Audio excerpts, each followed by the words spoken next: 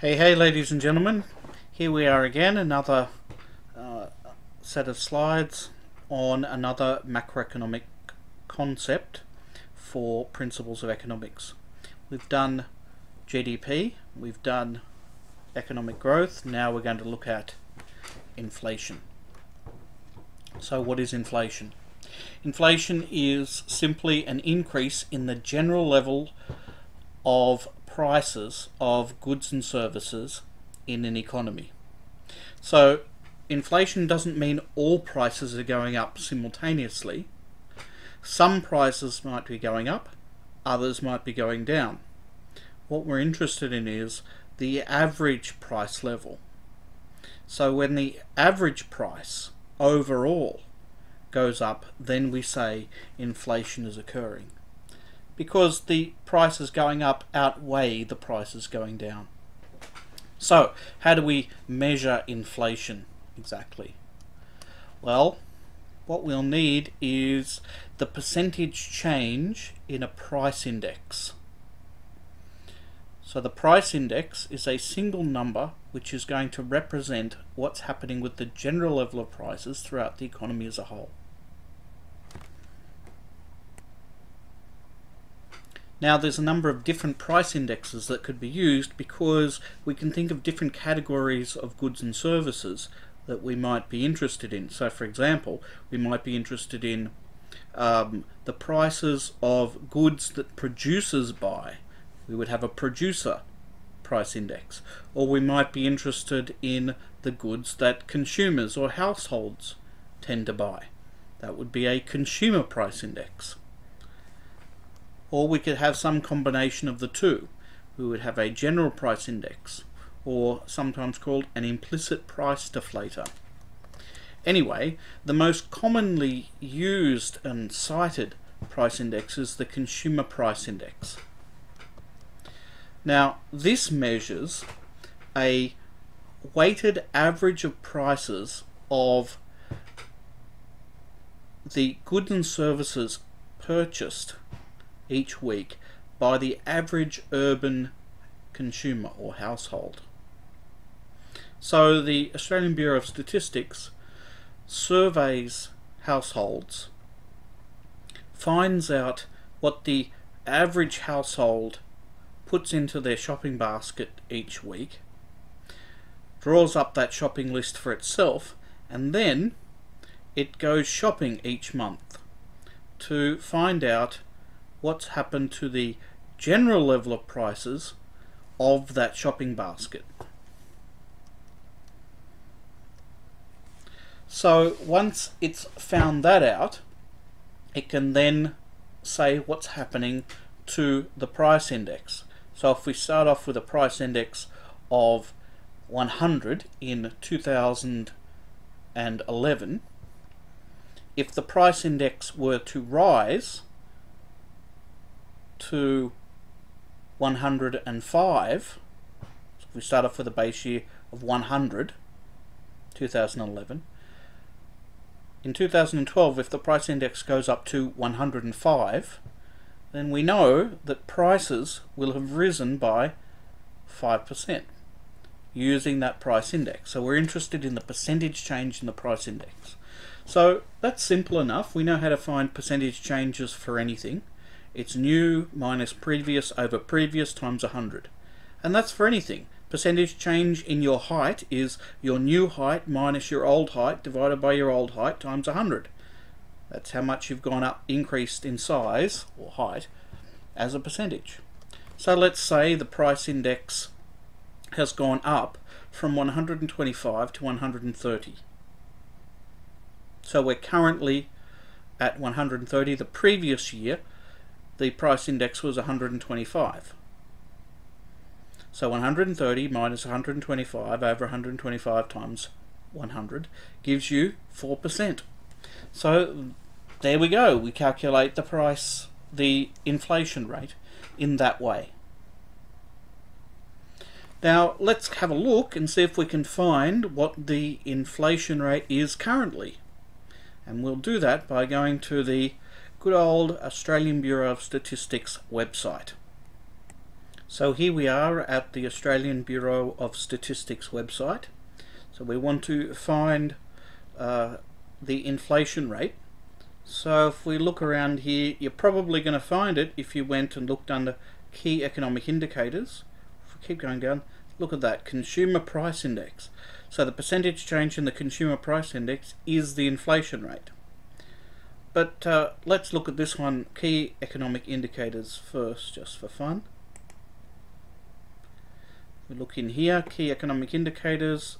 If we look under prices, takes us down to prices, and lo and behold, just like I said, there are different price indexes. So we've got the consumer price index, there's a producer price index, they've decided to calculate an import price index, so it indicates what's happening to the prices of imports on average, export price index, the average price of exports, and a wage price index. The wage price index is referring to what's happening to wages on average over time in the economy.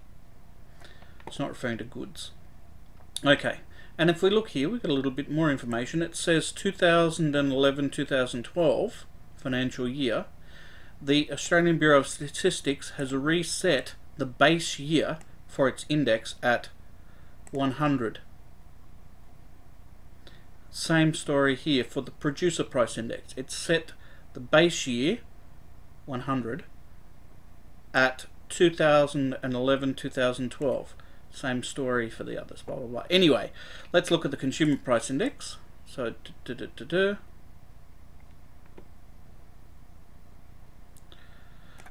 and we've got this 2.7%. Go back up, check what that's referring to. Okay, change in corresponding period last year. So that means the change in the price index over the year. So that's what we want. Prices. So 2.7%. That is the inflation rate for the year at the end of 2013. Happy days. Incidentally, we could say, we can look at the others as well. So that's the consumer prices, consumer goods have increased by 2.7%. Producer goods have increased in price by 1.9%. Imported goods have increased in price by 6.1%. I wonder why that would be the case. Export prices have increased by 4.2% and wages have increased by 2.7%. Now look at that. Wages increased by 2.7%. Consumer goods increased on average by 2.7%. So the wage increase was wiped out by the price increase, roughly speaking. Alright, let's go back. Let's just look at the consumer price index by itself, make sure that they're accurate. Here we have December 2012 to December 2013. So for all groups CPI, so overall the percentage change in the CPI is 2.7%, just as we saw before. What we can look at here is what's happened to, what's causing that increase in the general level of prices. So you can look at food and alcohol, see what's gone up in price. Look at that. Alcohol and tobacco have increased by 5.4%. Clothing and footwear is negative 1.3%. So clothing and footwear have decreased in price over the year. But everything else has increased in price. Some things have increased in price by small amounts, say insurance and financial services. Other things have increased in price by large percentages, 5.6% for education. Anyway, that's enough of that. Let's go back to our slides. Something to remember about inflation is that it's cumulative. So you might say a 2% increase in the price of a good over the period of a year is not much of an increase, and so is not really that big a deal, which is true. But if you have the price then being slightly higher, and then it increases by another 2%, this is 2% now of a larger number, which gives you a still larger number, and the year after that it's 2% of that still larger number, and so on and so forth. So let's get a feel for what kind of effect this has. Turns out that the average inflation rate over 100 years from 1901 to 2001 was 3.99% per annum. So on average, prices went up by roughly 4% each year over 100 years. So what's the effect of that? Well, it means that in 1901 you have $1. 1902, the price of something which was previously $1 will now be $1.04. In 1903, that same product will now be worth $1.08. And by 2001, that product will be worth, if the inflation rate holds, will be worth $50.20. So over the course of that 100 years, with prices going up by 4%, 4%, 4% every year, that adds up over 100 years to a 4,900% increase in price. So over the course of 100 years, on average, the prices of goods in Australia have increased by 4,900%. Alright, so let's look at a few different products, because it's not as if every product increases in price by the same amount, by the same percentage I should say. If we look at a loaf of bread, in 1901 a loaf of bread was worth 2 cents. Today, well not today, but in 2001 a loaf of bread was worth $2.30.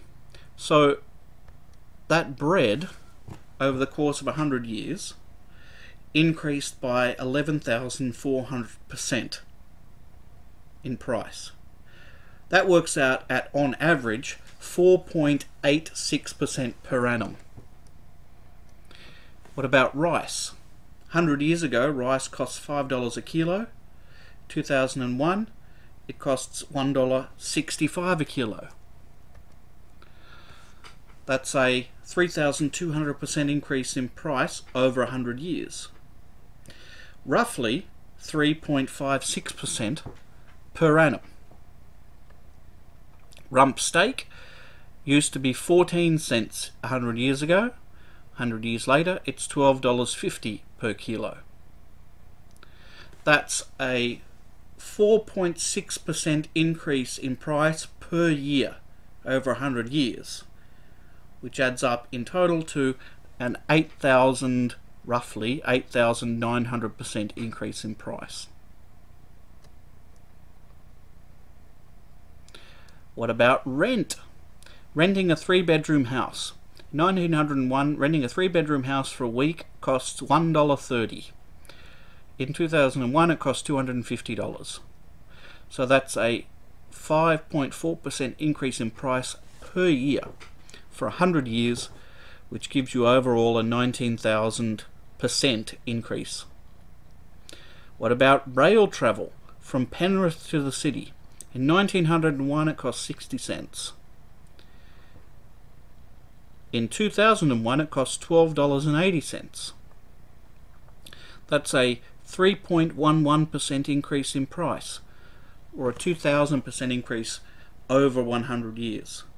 Actually, if you look at all the examples so far, the price of a rail ticket has increased most slowly of all the options available there. What about a footy game? 1901 it cost 10 cents to go to the footy.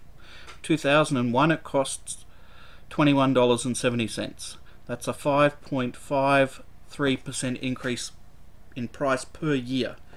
Overall, a 21,600% increase in price. Does that mean that we're worse off because prices have increased over 100 years? Well, not necessarily. It depends on how much money we have to spend on average. So how much have wages gone up over that same period? Well, we don't have good data for women's wages, but for men's wages 100 years ago, we have data for that. So a weekly wage in 1901 was $4.30 per week. So you would say, well, bargain basement, you can rent a house, 3-bedroom house, for a week for only $1.30. Yeah, that sounds good, but you only earn $4.30. So it leaves you with $3 left over to spend for the week. However, 100 years later, the weekly wage, male weekly wage, is $830 per week before tax. So wages over the 100 years have increased by 5.39%, which is a pretty good increase each year on average. That's 18,900, roughly 19,000% over 100 years. Wages have gone up. And you'll notice that if you remember what was the average increase in prices overall, the average increase in prices overall was 3.99%, whereas the male weekly wage on average overall increased by 5.39%. So the increase in wages was greater than the increase in prices on average, which means on average the working person standard of living should have improved over time. You might, however, take issue with whether the price indexes are accurate, whether we are accurately measuring inflation or not. Now, there's a strong case to be made that the official measures of inflation overestimate, they exaggerate the experience of inflation by actual households. Why is that? Well, there's a number of biases that can be identified in the data collection process. First, there's something called a substitution bias. Substitution bias means that the Reserve Bank of Australia, or the official data collecting agency, whatever it might be, it doesn't have to be in Australia, whatever it might be, doesn't take account of the fact that real households, once they start to experience increases in prices of particular brands of goods, will switch to different goods which are substitutes. So for example, if at the beginning of the data collection period, the Australian Bureau of Statistics finds that people buy Kraft peanut butter, it will buy Kraft peanut butter every month throughout the whole rest of the year, no matter what happens to the price of Kraft peanut butter. But a real household, when the price of Kraft peanut butter increases, say, by 100%, so let's say something stupid, it increases by 100%, do households just keep buying Kraft peanut butter like zombies? No. They will switch to some cheaper brand. They'll switch to a cheaper substitute. So the household doesn't experience the same increase in price in their shopping basket as the Australian Bureau of Statistics does, which acts like just a mindless robot and just buys according to what was in the basket when surveying households at the beginning of the year. Okay, another bias is the new products bias, and this is a vaguely similar story. The Australian Bureau of Statistics buys the basket of goods throughout the whole year, no problem. A real household, however, or all the real households, however, are not buying the same products, really, every week. Over the course of a year, new products will come onto the market, which will be deemed valuable to customers. They might say, oh, this is a better product than the previous one, and they chuck out some product which they were buying at the beginning of the year and put into the basket in its place the new product. Now, the new product, not only, well, it might be better in quality or not, but the important thing is usually new products which come onto the market, in order to break into the market, very often they'll charge, the producers will charge lower prices to try and entice customers to try the product. So households will experience, by buying new products, will experience lower prices than the Australian Bureau of Statistics will record, because the Australian Bureau of Statistics ignores new products which are bought by actual households. Another is outlet bias. Outlet bias is where households might switch to an entirely new outlet when one outlet becomes more expensive. So, for example, if the prices of various kinds of products that you would buy, say groceries that you would buy in the corner store, if those prices start to rise, consumers don't just stay with the corner store and keep buying those products at a higher price. Rather, they'll switch to the supermarket, which is offering lower prices. The Australian Bureau of Statistics, however, doesn't take that into account. So although households might in fact be experiencing not as great an increase in price because they've switched outlets, the Australian Bureau of Statistics won't take that into account. And so, again, we'll overestimate the experience of inflation by actual households. Then there's formula bias. Formula bias refers to a situation where the Bureau of Statistics might collect data on the base price level of a certain category of goods or services, where those goods or services might, by fluke, be on special at the beginning of the survey period. So later on in the survey period, the prices of those goods go up, and so the Bureau of Statistics will judge them to be exhibiting inflation, when in fact that's just a bias that's due to the fact that they've collected that data at the beginning of the survey period, when in fact the prices are simply of those particular goods are just going back to their normal level.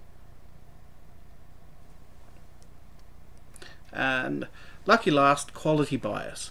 Quality bias refers to a situation where the goods and services that are in the basket of goods that the Bureau of Statistics is collecting might change their quality.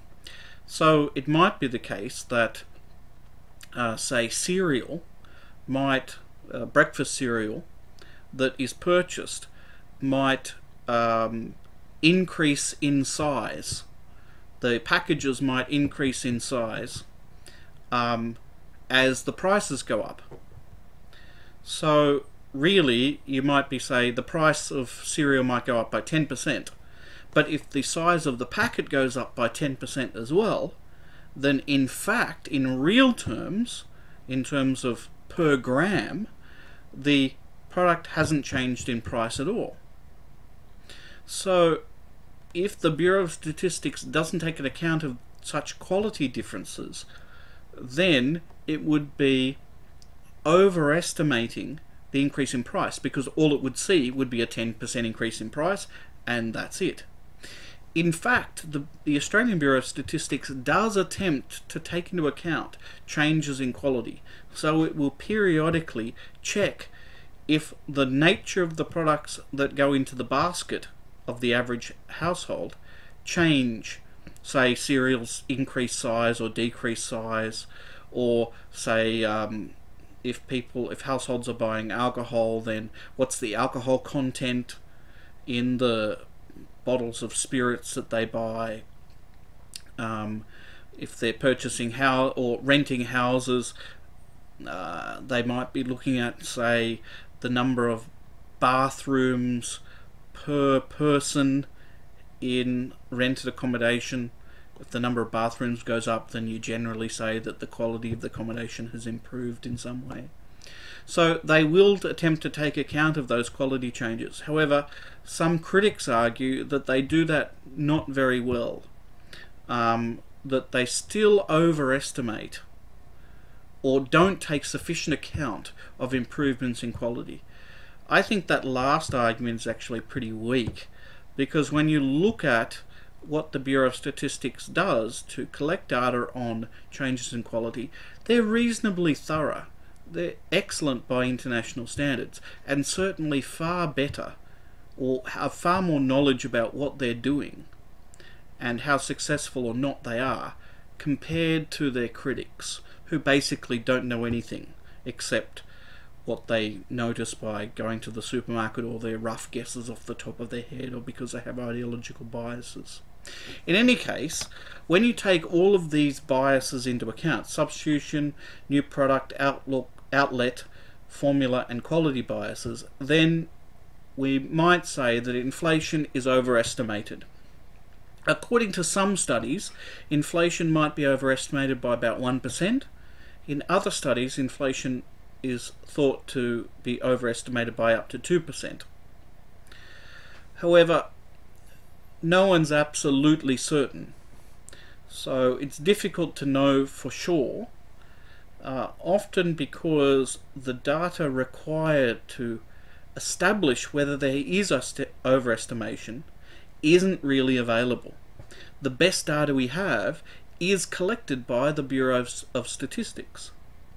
So if you had better data than that to prove the Bureau of Statistics is overestimating, then you would have to have data better than the Bureau of Statistics. And the average economist, and certainly the average non-economist, simply doesn't have that data.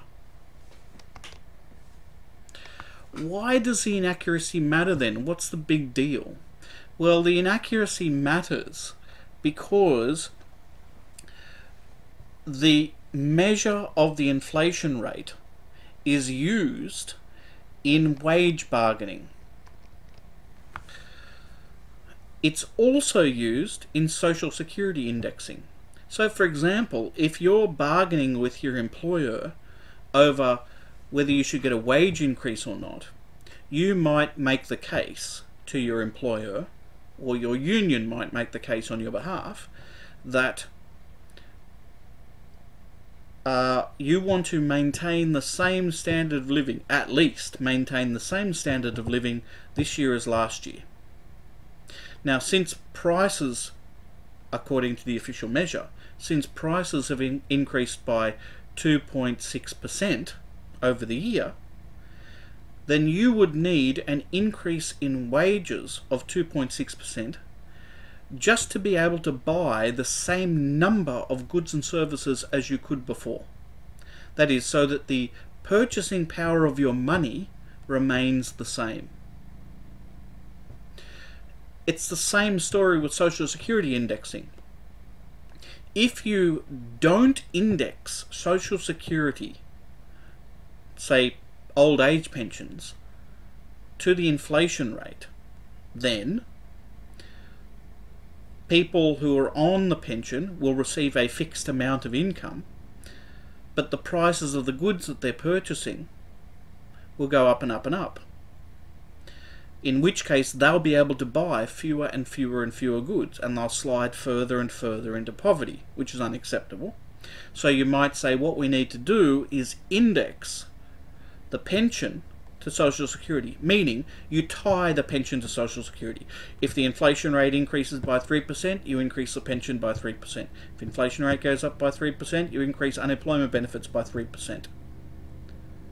However, if you make the case that the Bureau of Statistics overestimates inflation, then when inflation officially goes up by, say, 3%, and so you give Social Security increases of 3% to compensate.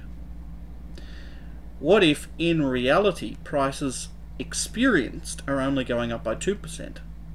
In that case, all of those elderly people who are on the pension and all of those millionaire unemployed people who are living in cardboard boxes on the street will make a 1% gain from the Social Security benefits, and that's obviously unacceptable, and so we need to eliminate that to ensure that these sponges and parasites don't get more than they deserve. Incidentally, I was being sarcastic there. Alright, so what's so bad about inflation anyway? There's two issues related to the evaluation of inflation. One is that it results in a redistribution of wealth and income, which might be deemed unacceptable. The other is that there may be costs associated with inflation. And here, by costs, we mean lower output due to the phenomenon of inflation. Lower output produced in the economy as a whole. So let's look at each in turn. In the case of redistribution, this is a little bit controversial. There's not a consensus on the redistributive effect that inflation has on different groups within the society. I mean, there's some general consensus, but on some really, really basic issues. But it's a question of where does the balance lie? So some economists say that inflation in fact benefits the rich and harms the poor. So the rich are winners from inflation and the poor are losers from inflation. Now, in making their case, these economists will tend to focus on the following groups. So into the winners category, they'll put asset holders, speculators, and employers with market power. So asset holders win from inflation because if you're holding some kind of asset, let's say you're holding, I don't know, gold bars, then assuming gold bars rise with the prices of everything else, then the value of this asset will increase. You win from that. Your wealth increases through inflation. If you're a speculator, you can win from inflation because the whole point of speculating is you buy a product and then a little bit later on down that with the intention of selling it at a higher price at a later date. Now, if inflation's occurring, then obviously you'll be trying to sell it at that higher price. You buy a product, inflation, if there's rapid inflation, then you can sell it at a much higher price and make a very large profit on that. So as a speculator, you can benefit from inflation. And employers with market power can also benefit from inflation. How so? Well, employers, let's say we're taking a large company, if prices in general are going up, then the prices of the products that they are selling are going up as well. Now, if they have market power, it means that since they're less constrained by competition from other firms, they can increase prices to a greater extent than firms that face a lot of competition. And furthermore, so their revenue can rise. And furthermore, because if they have market power in the labour market, it means they have greater bargaining power in negotiations with their workers, who might also ask for a pay rise because prices have gone up. But if you have a strong bargaining position against your workers, you could allow them to have a pay rise, but a pay rise that is lower in percentage terms than the price increases that you charge for the products that you're producing. In which case, overall, your revenue is going up faster than your costs are going up. In which case, profit would be rising. Now, that's not necessarily going to be the case for employers who operate in competitive markets, both in the goods market and in the labour market. But you could argue that it does apply to employers with market power in the goods market and the labour market, as I just described. Now, these economists who say inflation benefits the rich and harms the poor say, when we get to the losers and we look at who that will be predominantly, we find, according to this argument, that they will be pensioners, the unemployed, and casual workers.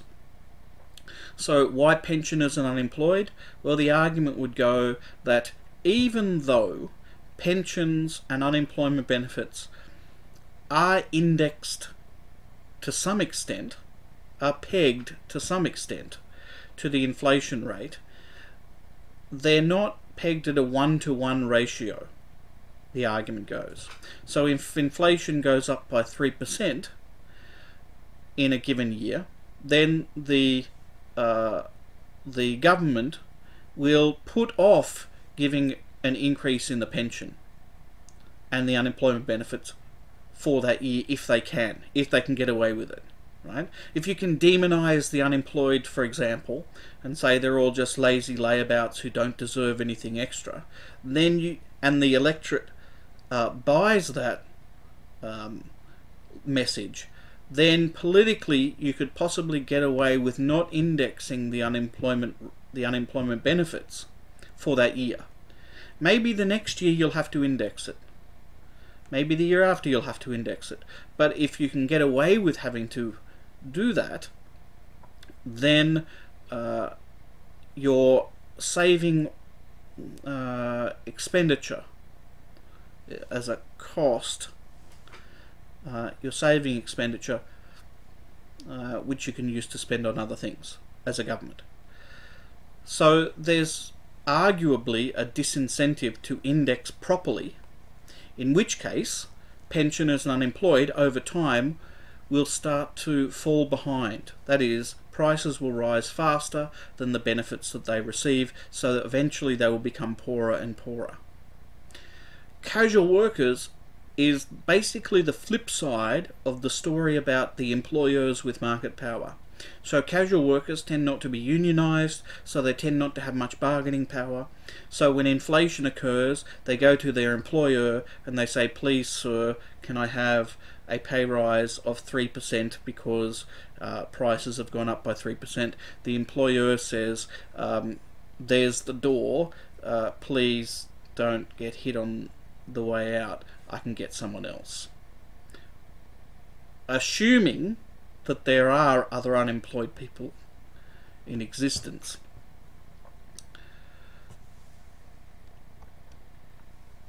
Other economists argue that this is not necessarily so, that inflation doesn't necessarily benefit the wealthy and harm the poor. So these economists who disagree with the previous group tend to focus, when they look at the winners, they tend to focus on these people. So they'll focus on mortgage holders and people who have personal loans and governments. So inflation is actually beneficial to mortgage holders. It's beneficial to mortgage holders because the real interest rates that they would have to pay fall when inflation occurs. So if you're having to pay an interest rate of 5%, on a loan, and the inflation rate is 3%, then how much do you have to pay back in real terms? In real terms, you're only having to pay back 2%. That is, from the perspective of the lender, they're getting back only 2% extra in terms of purchasing power. 2% extra goods that they could conceivably buy. So, from the perspective of mortgage holders, the interest payments in real terms fall. And it's the same for people who have personal loans. The interest payments they have to make in real terms get smaller. And it's the same for governments who have borrowed.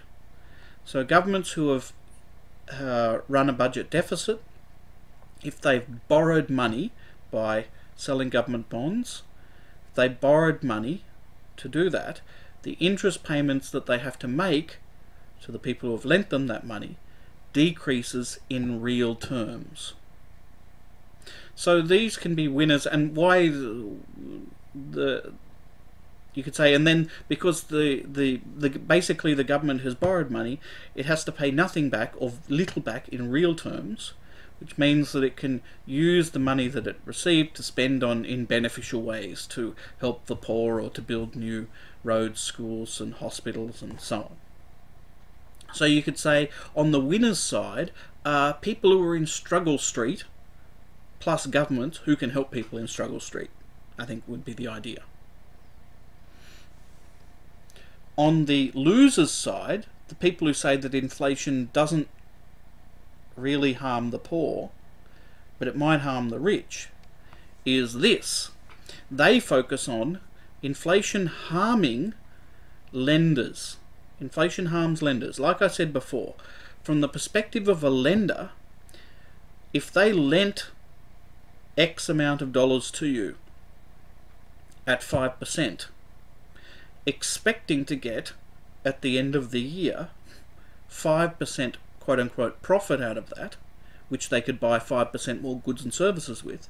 If instead inflation has occurred at the level of 3%, in real terms they could only really buy 2% worth of additional goods and services.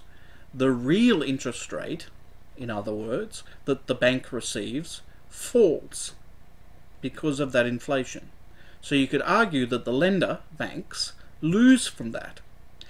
Similarly, savers lose from that. If you've saved money, putting money in the bank, expecting to get an interest rate of, say, 3% on your savings, so you could buy 3% more goods and services than you could before at the end of the year. If prices have gone up by 3%, you can buy no more goods than you could before. The real interest rate would be 0. 3% inflation taken off the 3% in nominal terms on paper that you're getting means that in real terms the benefit is 0. The interest rate in real terms is 0. So the savers here are represented as wealthy households. So some economists, as a generalization, might say that households that save money tend to be households that have high incomes, that is, wealthy households. Households that are poor don't save money, they spend everything they've got. So on this view of things, the winners are people who are struggling with debts, and the losers are fat cat banks and wealthy savers.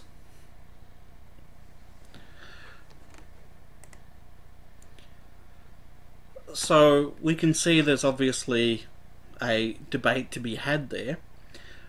Everyone in that debate agrees that everyone who is in the losers category is meant to be in the losers category, really is a loser. And everyone who is in the winners category really is a winner, does really benefit from inflation. What they disagree about is the extent to which winning and losing occurs. So, for example, you'll have some economists who say that the poor, say Social Security beneficiaries, do not lose from inflation. The poor are not harmed by inflation because indexing by the government is of high quality and is usually done very well, so they don't lose out. So they make that as an empirical claim. But other economists say that's a load of crap. The government doesn't index properly, and so people who are on low incomes do lose out from inflation. Now that's an empirical debate, and you have to collect the evidence to figure out who's right and who's wrong. I think we can't talk in very general terms or make universal statements about any of this, about who the winners and the losers are, who's losing the most, who's winning the most. We can't make universal statements about that sort of thing because they really are empirical and they depend on the particular context, the particular country, and the particular historical period that you're looking at. So I'm not going to say any more about that because it's a whole giant debate by itself. Let's move on instead to the next topic, which is the costs of inflation. Now you'll recall from very, very early on in the semester, when the economists talk about costs, they're talking about opportunity costs. They're talking about lost opportunities. Now in macroeconomic terms, lost opportunities here is referring to lost output. The lost opportunity to produce output. Now, what that means is, it has an interesting implication. If inflation causes output to fall, inflation itself, not some phenomenon which is indirectly related to inflation, but the inflation itself causes unemployment, then we would say that there is a cost to inflation. If, on the other hand, it turns out that the presence of inflation, the phenomenon of inflation, increasing prices, does not actually cause output to be lost, then there is no cost to inflation to the economy as a whole. Then there's no cost to the economy as a whole. That's a separate question from the redistribution issue which we already talked about. There can be winners and losers, but overall, for the economy as a whole, does output fall or not? If it does, then we say that's a cost of inflation. If output does not fall, then we say there's no cost of inflation. Although there are winners and losers, there's no overall cost of inflation to the economy as a whole. Alright. Now, there are two kinds of costs of inflation which are standard and usually regarded as present in all modern economies, and these are unavoidable costs. One is shoe leather costs and the other is menu costs. Shoe leather costs refers to the costs associated with checking prices, having to constantly check prices as a consumer, having to constantly check prices, which might be changing all the time. Right? The general level of prices is changing, but different products are changing at different rates. In a fairly rapid way, if it's occurring in a fairly rapid way, then there are costs associated with going and checking and figuring out where the best prices are and so on. There's also costs associated with constantly having to go to the bank, get money out, and spend it in short bursts as prices are changing. Now, this is called shoe leather costs because of you can see it's a term coming from an earlier age, where you would wear out shoe leather by walking around, by engaging these transactions, cost money. So if the costs of engaging in transactions, just getting transactions done, increases due to inflation, then we say there's a cost of inflation, because that's resources being devoted to just coping with inflation. Another is menu costs. Menu costs refer to the costs associated with constantly having to physically change the prices of everything. So for those of you who are old enough, you'll remember way back when that supermarkets, before they had the beep beep machines, used to have little price tags on every single product in the store. So every can of baked beans had a little tiny price ticket on it, and someone would have to go around and put the price tickets on every single item in the store. Now if inflation's occurring, then you have to go around putting new prices on every single item in the store every 6 months or so, which means a little army of people has to be employed just to change the prices of the items in the store, and that's occurring across the entire country. So there's resources devoted, just wasted in a sense, just changing price labels because prices have gone up. So this could be classified as a waste of resources that could have been used to produce actual goods and services. Anyway, I think that, well, I should say that the estimate from the United States, anyway, I don't know for Australia, the estimate of these costs is reasonably small. It's generally estimated to be about 0.25% of GDP. If you could get if you can get the inflation to zero, the idea would be if you can get inflation to zero and thereby eliminate these shoe leather and menu costs, then GDP would increase by 0.25%. So, which is not really very much. Anyway, I think that this cost not only is small by common estimates now, I think it will be smaller and smaller in the future. We know that shoe leather costs are falling rapidly thanks to the virtues of the internet. Now you don't have to spend a lot of time and effort checking the prices of goods as they change by physically moving around to find them. Now I can check changes in the price of a good that's sold in Omaha in the United States in 1 second. The capacity to check at changes in price is virtually, or is almost costless these days. So shoe leather costs, I think, are rapidly disappearing. Menu costs, I think, are also rapidly disappearing. Today, you don't have any shop putting little price stickers on individual products anymore. It's all computerized. We all have the beep beep machines now exist, where all of those prices are recorded. You don't have to put as many resources into changing prices as was the case in the past.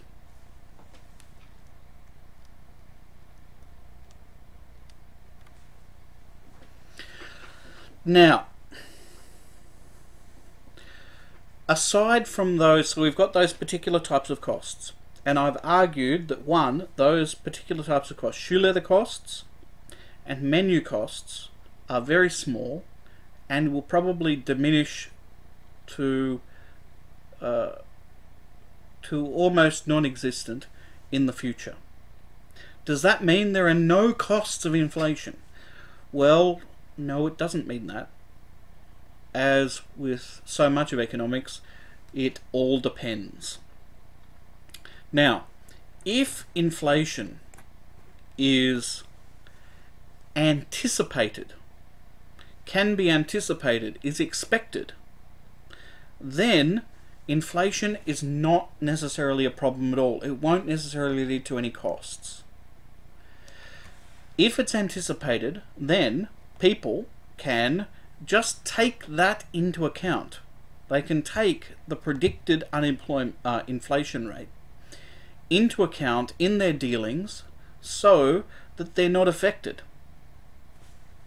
It would be kind of like saying, look, I know, everyone knows, that prices are going to increase by X% in the next year. So all we need to do is stick zeros on the end of all of our contracts. Say. Something like that. And we just stick zeros on the all of our contracts, nothing else changes. No one's any worse off, no one's any better off. So take the example of a wage contract. Say you want to maintain your current standard of living. If you know, or if you correctly anticipate that inflation is going to be 5%, then you know when you negotiate your contract that increase, you're going to have to get a pay rise of 5% in order to maintain your current standard of living. Now, if you do that, then you're unaffected by inflation. Right? No problem. Speculative investment example. Let's say you purchase an asset in order that you will be 10% better off from its sale in the near future. So you're a speculator. You're buying things cheap, you're selling them at a higher price. And let's say you want to get at least a 10% return in real terms for the sale of that product. Let's say you also know that inflation is 4%. You want to be 10% better off. So it means that you'll need to sell your asset for 14% more than you bought it. Okay? You want to be 10% better off? You know inflation is going to go up by 4%. Prices are going to go up by 4%.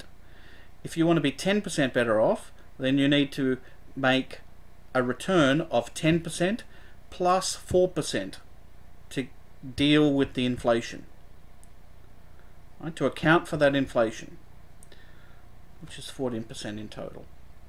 And if you can do that, you're unaffected. Right? You sell the product at 14% and you get the 10% return, the 10% being better off that you wanted in the first place, as long as you know that the inflation rate's going to be 4%. Okay, that's all fine. But what if inflation is unpredictable? What if it's unanticipated? Well, then it becomes problematic. Now there's going to be problems associated or that arise out of inflation itself. So there can be costs. So if inflation is unpredictable, it means decision making in forming contracts, especially long-term contracts, decision making is going to become riskier because you never know what your final outcome is going to be. So take the speculator, for example. They were saying, they were thinking to themselves, I want to get a 10% increase. I want to be 10% better off from this deal. So I'm buying the product. I know that inflation is going to be 4%, so I've got to sell at 14%. Well, what if you sell at 14%, but the inflation rate is 14%?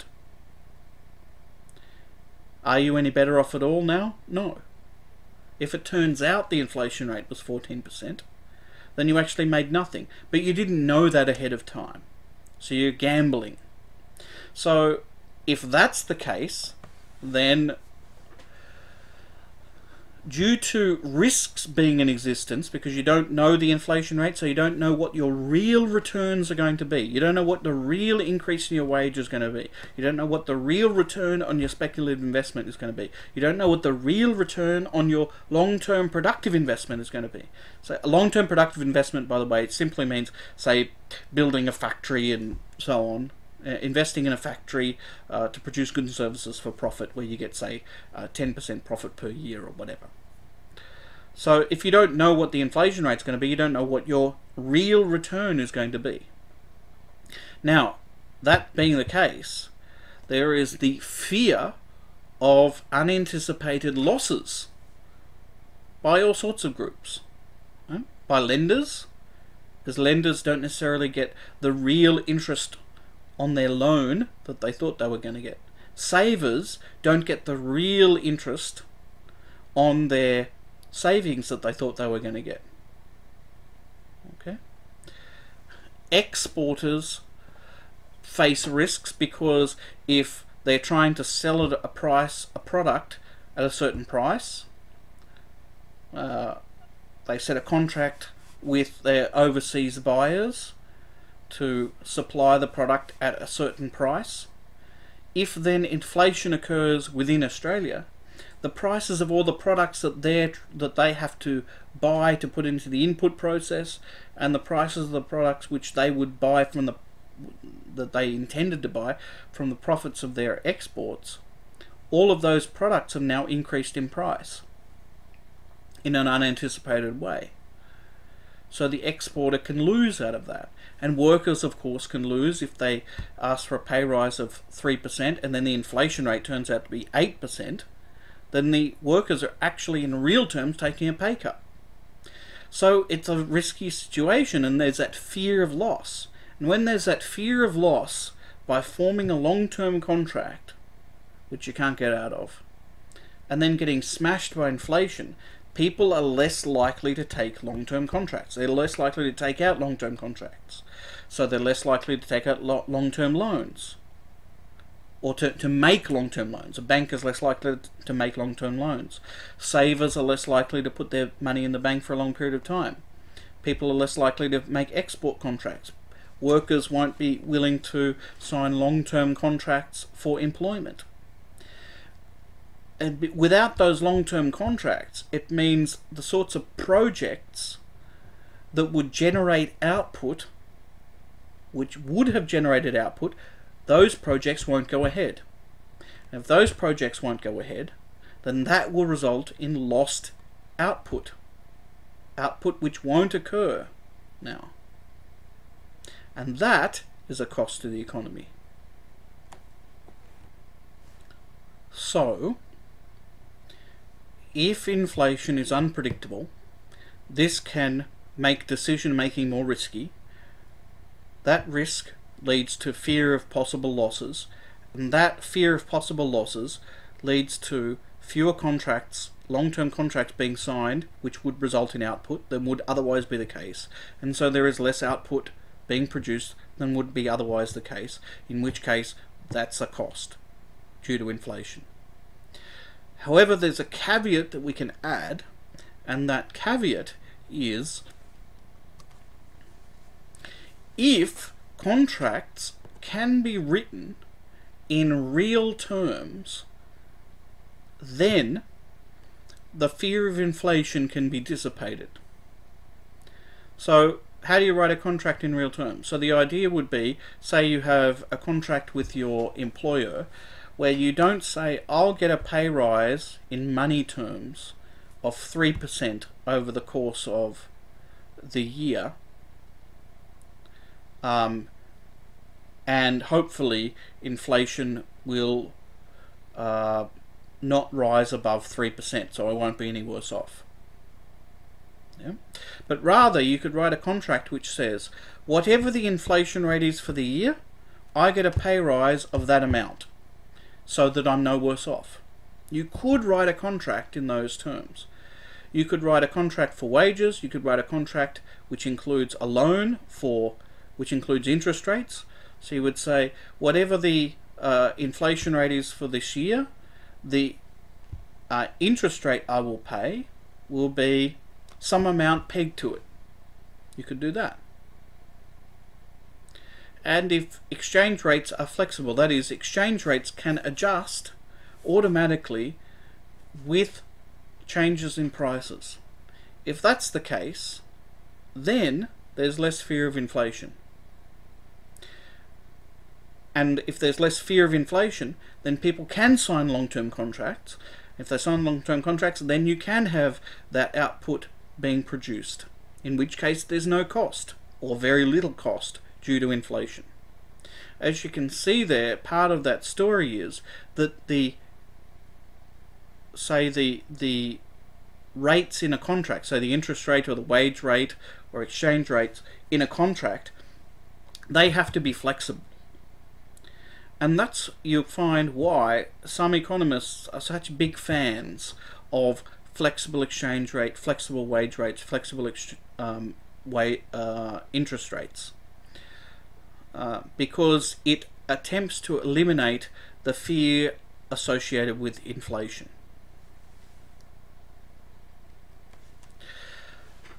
In any case, contracts are usually not written in real terms. So, I mean, you could say that would be a nice ideal, but it just practically doesn't happen that often. It's very rare, in fact. So, it all comes back, whether there are costs of inflation or not, comes back to the question of whether inflation is predictable or not. Whether people can have a rough idea about what the inflation rate is going to be in the next year, or over the course of, on average, over the course of a long-term contract, say 5 years or 10 years or 4 years, whatever. So how can we figure that out? Well, let's go to the Reserve Bank of Australia, which controls Australia's monetary policy, interest rates, for some information about that, because the Reserve Bank of Australia is very interested in the inflation rate. In fact, the Reserve Bank of Australia's main mission in life these days is to keep inflation under control.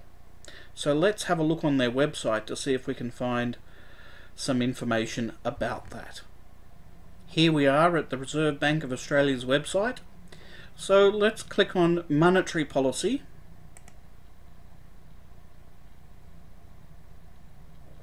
See what comes up.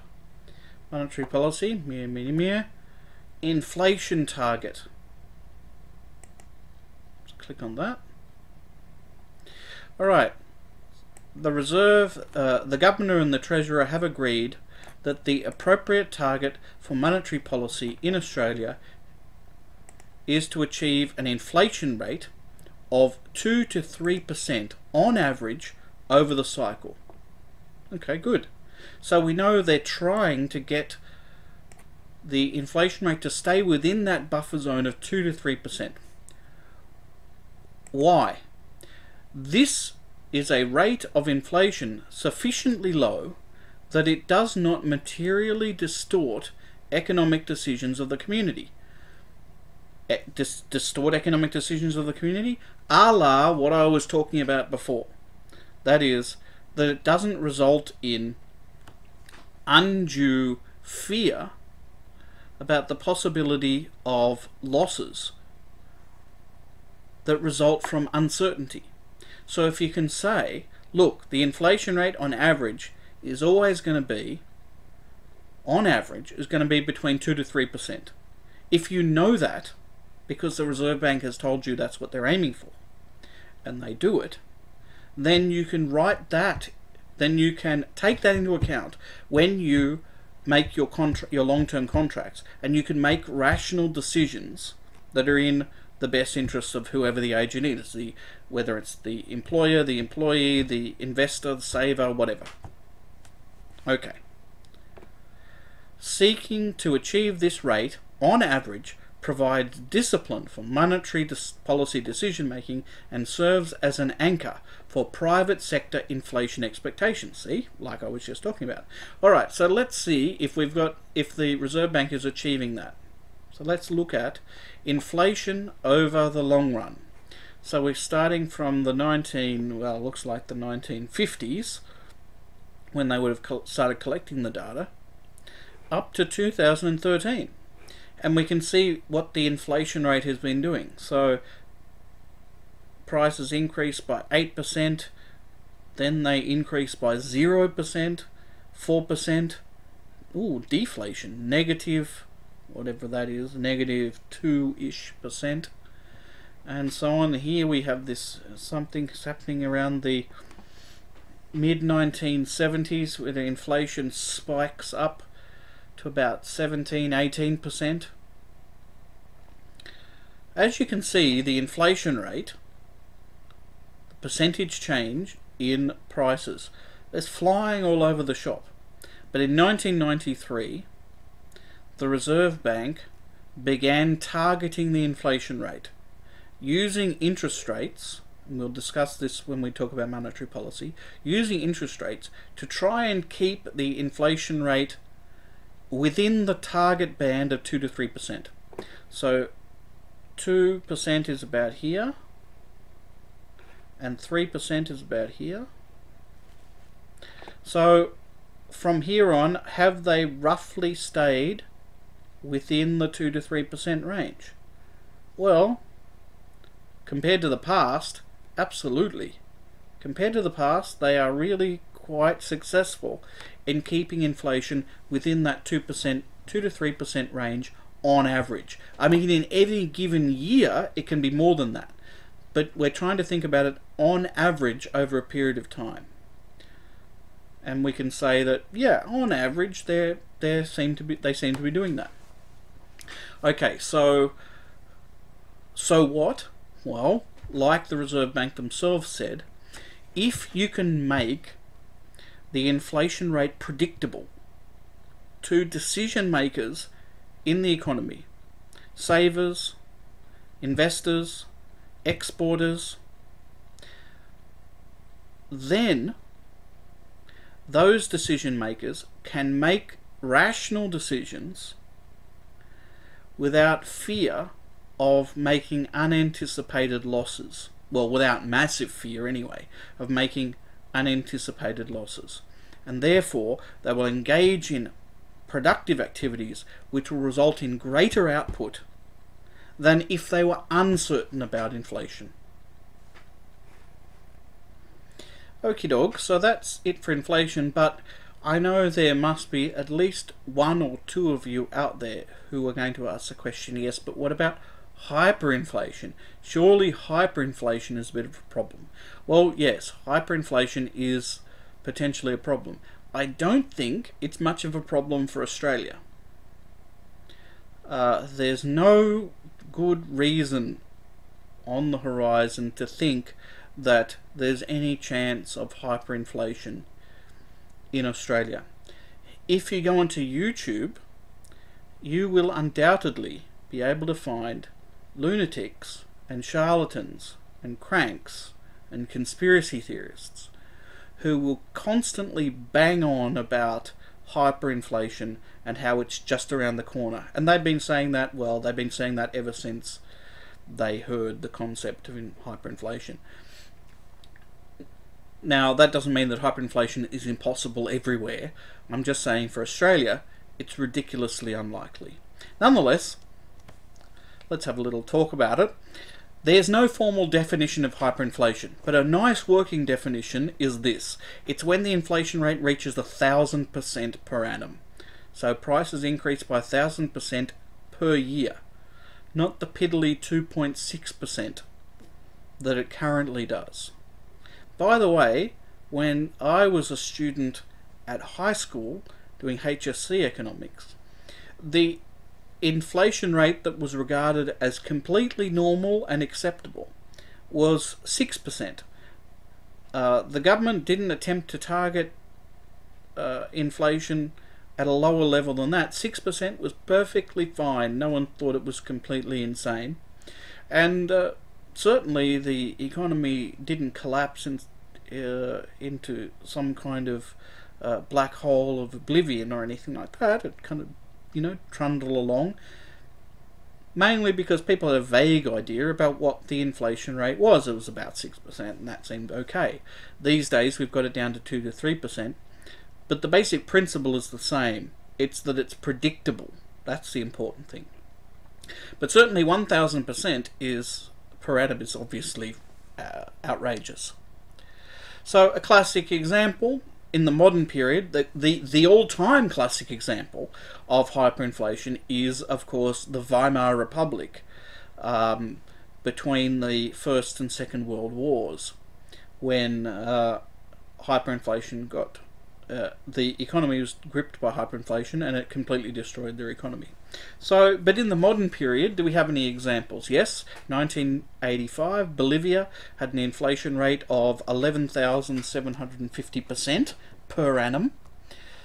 The Ukraine in 1993, thanks to the economic shock treatment of the United States economists who were sent in after the collapse of the Soviet Union, helped to bring about an inflation rate of 4,735%.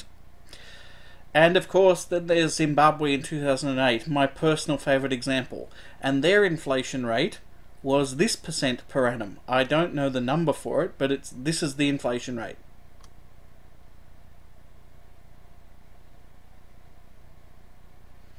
Okay, so that's obviously completely hilariously insane. Not hilarious if you're experiencing that inflation rate, but it meant that their inflation rate was so high that prices weren't just changing per hour. They weren't even changing just per minute. Prices were literally changing by the seconds. So it was very difficult to buy anything because the price of things just kept going up. Okay, so what are the costs of hyperinflation? Obviously, there's the shoe leather and menu costs, which are going to be extremely high because you're constantly scrambling and devoting a lot of resources just to be able to buy things because they increase in price so rapidly. People would have to be, so for example, in the case of the Weimar Republic, people were going to the bank every hour or so to withdraw money in order to buy things. They were constantly having to withdraw money, and it was taking a lot of time and effort. Obviously, menu costs are going to be much higher because prices are constantly going up. So you're having to devote quite a few resources, more than in the past, devote quite a few resources just to changing the prices, to let people know that prices have gone up. In the case of hyperinflation, the tax system tends to collapse because the real value of tax revenue is eroded. And that's because tax is going to inevitably be collected by the government more slowly than prices are going up. So if you say, all right, you owe if you owe $10 in tax, let's make it a more sensible example. So what are the costs of hyperinflation? Well, there's the shoe leather and menu costs. They're going to be high. So there's going to be substantial resources devoted to just figuring out what to buy, where to buy it, when to buy it, how much money you'll need to buy it, due to prices rising at such rapid rates. That's shoe leather costs. And then there's going to be resources that are going to have to be devoted to just increasing advertising or posting increased prices, which are occurring so rapidly. And those are resources that would have been devoted to the production of goods and services, which are just devoted to this meaningless activity of checking out and recording higher prices. Another obvious problem with hyperinflation that it wipes out the value of lifetime savings. So grandma and grandpa have saved up their entire lives to have a little nest egg, which they've got in their bank account. With hyperinflation, it's worth nothing. So they saved, say, $10,000, or let's say $50,000, which they're hoping to live on for a little bit, maybe give to their grandkids. And with hyperinflation, it turns out that a loaf of bread costs $50,000. So their life savings are worthless. Equally, for people who are on fixed wages, their incomes are effectively wiped out. So if you're on the fixed wage of taking home, say, $900 a week, and a loaf of bread is now $10,000, then there you have no incentive to keep working, basically, unless you can get higher wages. But if the wages are fixed, then no. The real value of loans collapses. So this is the same as the savers, except it's from the perspective of a bank. So a bank has lent out money to lots of people, say for mortgages, for example. And say it's lent out $100,000 to a couple who have bought a nice house that was worth $100,000, and that's fine. And now the couple have to pay that money, pay interest on that, and they have to pay, say, and they have to pay the principal back of $100,000.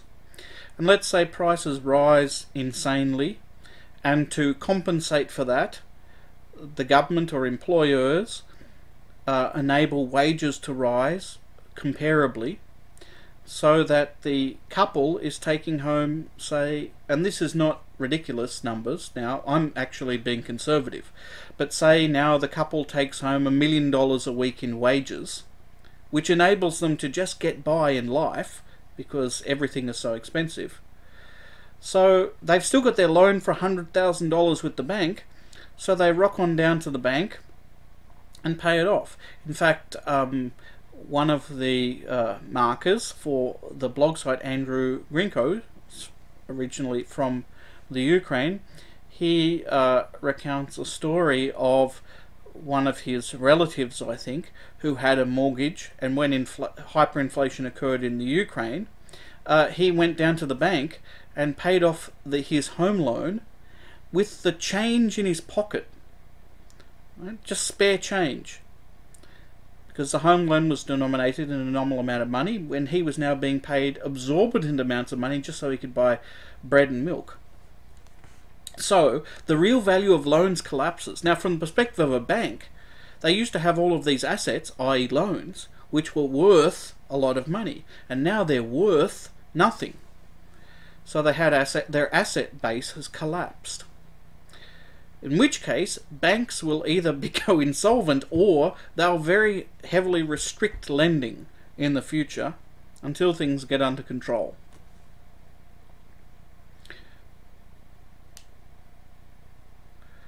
Furthermore, the tax system tends to collapse in the case of hyperinflation. Which you might say, yay, the tax system has collapsed, so now we don't have to worry about paying much in tax anymore, by the same principle as basically I've mentioned before. So, for example, the government, and this is because the normal procedure by which governments collect tax is a relatively slow process. So 6 months, for example, or to a year. So you get your tax bill sent to you, say 6 months after it has been initially calculated by the tax department. And so 6 months ago they calculated that you owed, say, $20,000 in tax. Meanwhile, in 6 months' time, inflation has gone completely through the roof. The wages that you have to be paid in order to just survive have also gone completely through the roof. And so the amount of money you have to pay in tax, $10,000, is now peanuts. It's the equivalent of 10 cents. If you're being paid $1 million a week and your yearly tax bill is $20,000 from 6 months ago, then this is chicken feed. It's nothing. The government, in real terms, is collecting almost nothing in tax, right? So, which is bad news for the government, because if it's collecting in real terms almost nothing in tax, then that's going to contribute to a large budget deficit. That is, it might be spending X amount, and it's collecting almost nothing in tax now due to hyperinflation, creating a budget deficit. And of course, you're going to have a fall in long-term investment by businesses. Partly, not just because, but partly because banks restrict lending, as mentioned earlier. If they're restricted lending, they're not going to be lending out for large investment projects. Second, firms might not be particularly interested in engaging in long-term investment projects in a hyperinflation environment, because it becomes, in a hyperinflation environment, it becomes very uncertain as to what the future holds. It's very unclear as to, you can't make accurate predictions about what the rate of return on your investment will be in real terms. Because in order to do that, you need to know what the inflation rate will be in 1 year, 2 year, 3 years' time. With hyperinflation, you can't even predict the inflation rate in 2 days' time. So it makes long-term investment an extremely risky activity, and so firms are loath to engage in that long-term investment. They'd rather go to another country which doesn't have hyperinflation. So you'll tend to get capital flight. That is, businesses, capital, will leave the country and search for safer, less risky economies to invest in. And of course, you're going to get massive amounts of social unrest, because you'll have some people who are going to who are not going to be adequately compensated in terms of wage increases. So prices are flying out of control at, say, 5,000% per annum. If wages, so for some people, if they're lucky, the wages that they're paid can increase at the same rate, but for a lot of people, wages won't increase at the same rate as the inflation rate, especially people on fixed incomes, say who are on social security benefits of some kind. Chances of them being paid at the inflation rate are remarkably slim. They're slim at the best of times, they're super slim in the case of hyperinflation. So you'll have a large percentage of people, say the unemployed, who will be receiving in real terms virtually no unemployment benefits. And you'll have a bunch of other people who will become either be unemployed, or will be disabled, or will be elderly, or will be in insecure employment where wages won't rise sufficiently quickly. So you get a whole bunch of people who are going to be feeling that this situation is just totally unacceptable. The government should do something about it. But if the government has a budgetary system which has collapsed, then they might not be able to stem the tide effectively. Or people might just lose confidence in the government altogether, and so any measure that the government would use which could potentially stop inflation, no one takes seriously anymore. Now, in that kind of environment, where you have the massive social unrest, you have riots and so on, then production tends to fall. When production tends to fall, people get laid off, so unemployment goes up further. So you have an even larger group of people who are not being compensated, even though prices are skyrocketing. And so they'll fall into extreme poverty as well, and they'll tend to join the social unrest, and they'll start to look for parties, political parties, say in the Weimar Republic case, they'll start to look for political parties who offer solutions that the mainstream parties are not offering. And that's when you found, in the case of the Weimar Republic in the 1930s in Germany, when the Spartacist Party, which was the Communist Party in Germany, and the Fascist Party, the Nazi Party, came to prominence and became very popular, because they were offering solutions to the hyperinflation that people were experiencing. Okay, so that's it for hyperinflation. Lucky last, what about deflation? Now, if you go on to the internet and to YouTube, type in debt deflation, then you'll find a whole bunch of videos by one of my erstwhile colleagues, Professor Steve Keen, who used to be at the University of Western Sydney, who has made it his mission in life to enlighten economists and non-economists about the nature of debt deflation and deflation in general, the threat of deflation. Deflation simply means a decrease in the general price level of goods and services in the economy. Now, it's a popular myth that deflation is good. After all, surely wouldn't it be a wonderful thing if the prices of everything we like to buy went down? If the prices of everything we like to buy went down, and our incomes or wages didn't change, then we'd all be better off. This would be a great, wonderful scenario, wouldn't it? Well, yeah, well, that sounds right. However, not everything is as it seems. Deflation is in fact an extremely dangerous phenomenon. Why? When deflation occurs, when the prices of goods start to fall, consumer spending, especially on durables, falls. Why? Well, if you're a rational consumer and you have a choice about whether to buy that new car, that new fridge, that new house, that new Humvee, that new caravan, that new washing machine, that new lounge, now, or in 6 months' time when the prices will be lower, what would be the rational thing to do? At an individual level, the rational thing to do is to wait, to put off your consumer spending until later. Fine. Now, if you do that, and everyone else in the country does that, overall consumption spending falls systematically. And when overall consumption spending falls, how do businesses respond? They respond by decreasing output.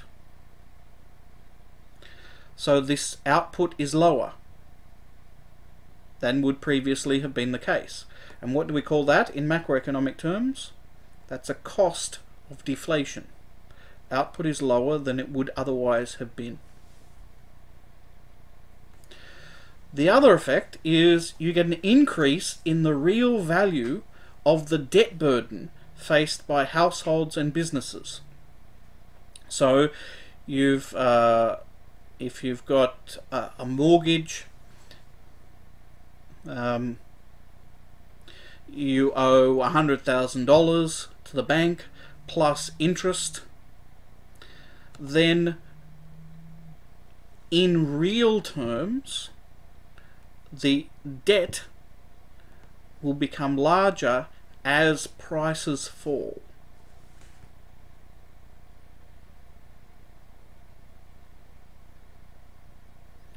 The second major danger associated with deflation is that there is an increase in the real value of the debt burden faced by households and businesses. So, for example, imagine that we're talking about households. If you're a wage earner who has taken out a mortgage, you will have to make repayments, constant repayments on that mortgage over, say, a 20-year period or a 30-year period, something like that. So there'll be a fixed amount of money that you'll have to pay back every year. Now, if deflation occurs, what commonly occurs with deflation is a compensating decrease in wages. Goes along with it.